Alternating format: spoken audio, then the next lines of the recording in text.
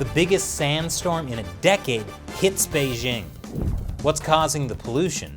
And is the CCP solution working? Or is it just making things worse?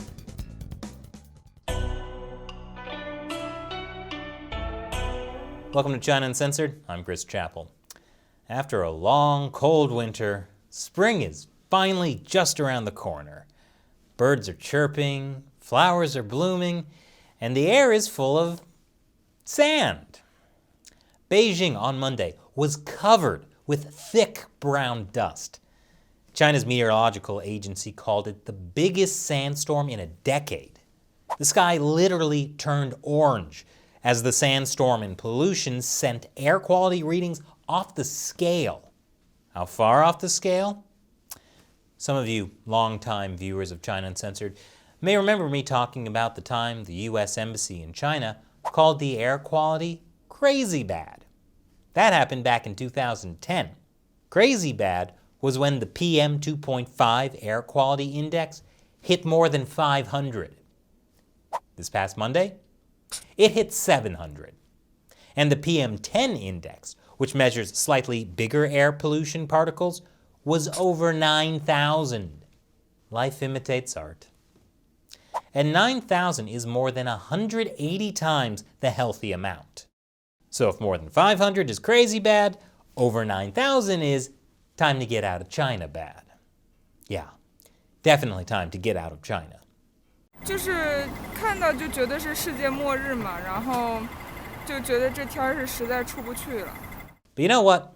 Humans are resilient. Even during the end of the world, people were walking around, constantly looking at their phones. That must really be an important email. Maybe everyone is on their phones because they're checking the air quality index. But you know what? At least everyone has masks now, thanks to the coronavirus. Although you have to wonder whether a surgical mask is really enough to keep you from inhaling all that dust.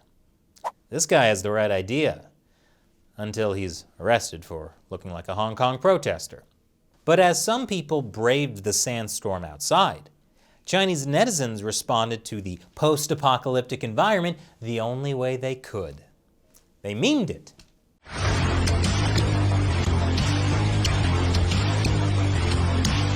Like I said, humans are resilient. Although the photos I showed you were just from Beijing, the sandstorm actually stretched across China. It whipped across 12 different provinces, from Beijing all the way to Gansu and Xinjiang. But of course it makes international news because it affects Beijing, where all the foreign correspondents are. Plus, if we were talking about a sandstorm that hit Gansu, Americans would be like, what's a Gansu? Oh wait, is that the knife? Meanwhile, in Xinjiang, the sandstorm was actually a good thing because the persecuted Uyghurs could use it to hide from all the surveillance cameras. Years ago, there were frequent sandstorms in Beijing, as well as just terrible air pollution in general. Smog and sandstorms would be especially bad around this time of year. After tons of bad press, the Chinese Communist Party did take action to improve air quality, like by banning coal usage. And it did improve the air quality in general in Beijing. But that may be in jeopardy again, because the Chinese Communist Party is once again expanding their coal plant capacity to boost the economy, which means more air pollution. But don't worry, under the Paris Climate Agreement, China has until 2030 to reach peak carbon emissions.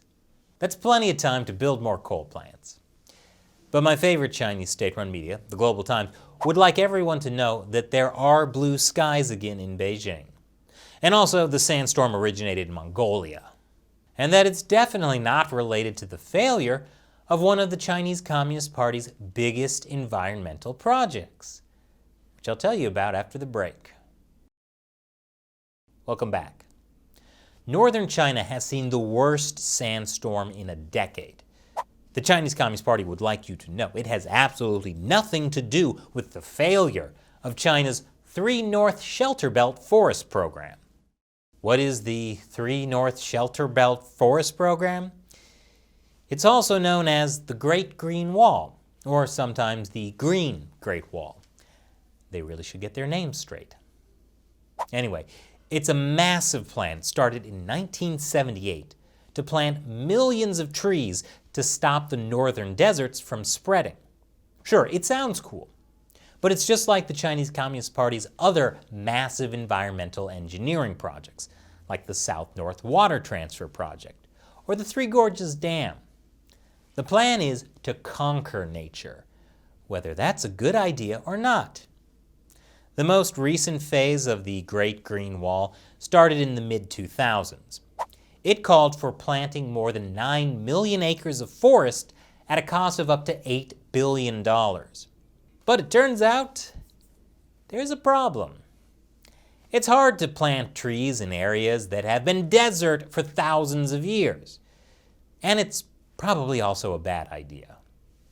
One prominent ecologist talked about how the Great Green Wall accelerated ecological degeneration by putting pressure on precious water resources in arid and semi-arid regions. In one arid part of Gansu province, of the 53,000 hectares of trees planted in the last few decades, a quarter has died and the rest are dwarf trees, lacking any capacity to protect the soil. Meanwhile, the trees sucked up what little water was in the soil. That caused the groundwater level to drop by as much as 131 feet. So this attempt to conquer nature by planting trees has actually caused the region to become even more of a desert than it was before.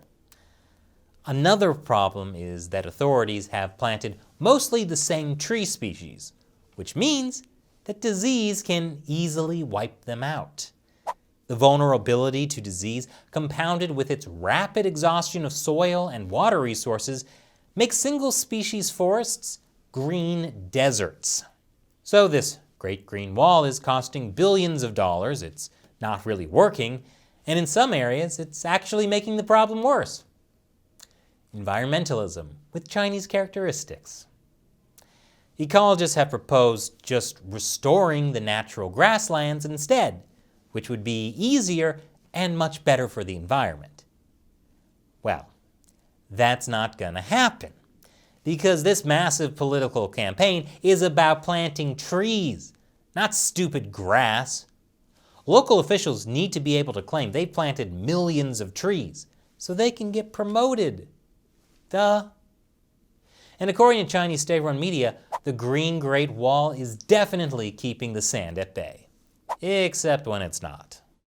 And now it's time for me to answer a question from a loyal viewer who supports China Uncensored on the crowdfunding website Patreon. Ringleader asks, Chris, we know that most of the China-Russia deals are a marriage of convenience.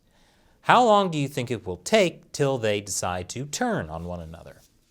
My Ringleader, are you suggesting that these bestest buddies might turn on each other when their relationship is no longer useful? Do gold-plated friendship medals mean nothing anymore? What about pancakes? They bonded over pancakes. I mean, Xi Jinping even got special Russian ice cream from best and bosom friend Putin for his birthday. I never want to see the words Putin, Xi, and bosom in the same sentence again. Anyway, Ringleader, you're right, these BFFs could drop each other at any time, but they won't in the foreseeable future. That's because there's one thing that unites these two, more than friendship medals, or ice cream, or even pancakes. Their common enemy, the United States. And as long as they need each other to oppose the U.S. in the United Nations or elsewhere around the world, this friendship is rock solid. Thanks for your question, Ringleader. If you'd like me to answer your question on an episode, go to patreon.com/China Uncensored to see how you can contribute $1 or more per episode to help us keep this show going. Once again, I'm Chris Chappell. Thanks for watching China Uncensored.